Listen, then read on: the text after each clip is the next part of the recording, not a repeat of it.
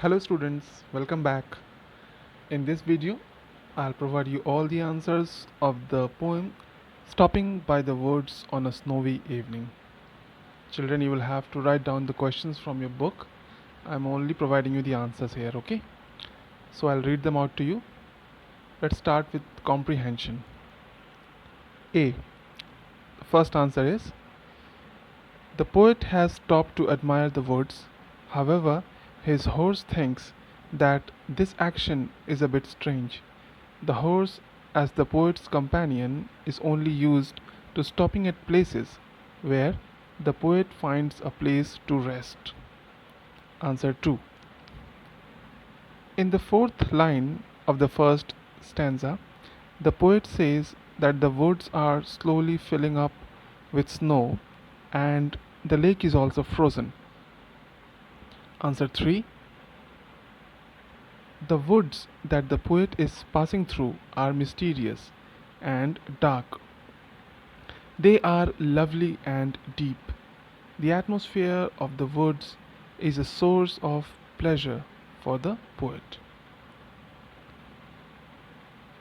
Answer 4. The poet is a social being. He is not an outcast.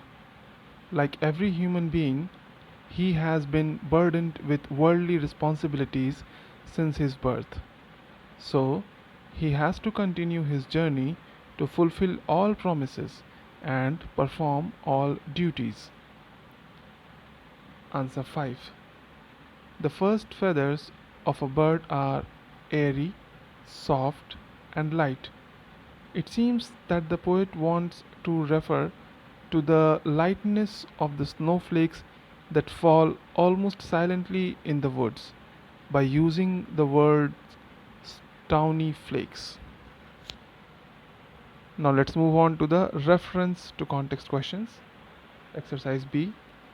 The first reference to the context answers. Answer A. Here he refers to the owner of the dark woods. He lives in the nearby village. B. The poet has stopped to absorb the natural beauty of the woods. C. The poet feels that the owner, or God, will not mind his trespassing in the woods. He is watching the poet's actions, but he will not find the poet stopping to see the woods fill up with snow. The second reference to context answer. Answer A. Here he refers to the horse that the poet is riding. Answer B. The horse is used to stopping at busy places. It stops at sign of farmhouses and civilized settlements. The horse might feel that the poet is making some mistake because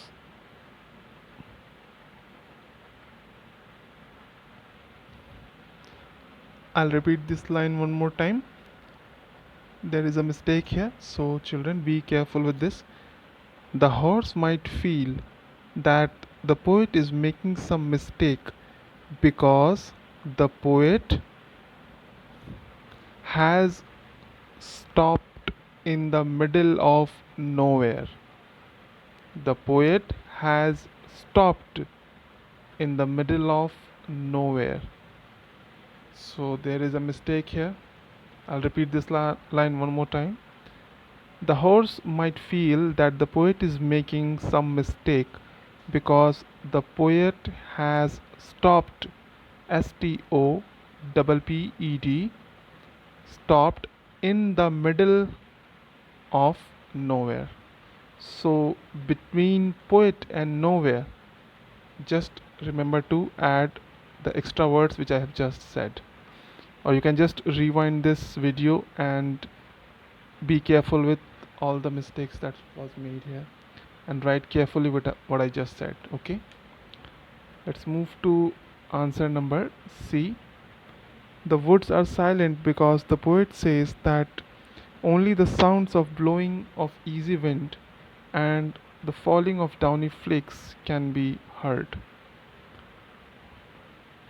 Now the last reference to context question, number third. Answer A. The poet realizes that he has his own duties and responsibilities to fulfill before he goes to sleep or dies. The poet cannot rest as he has miles to go. Answer B. The poet cannot rest as he has miles to go. He cannot shed his duties and indulge in pleasure. And the last answer is the poet implies that it will be a very long time before he takes rest or faces death.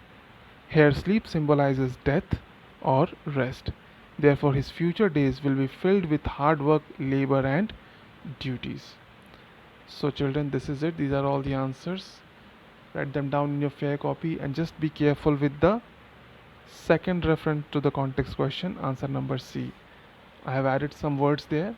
Please listen to them carefully and write them down in your fair copy. Thank you.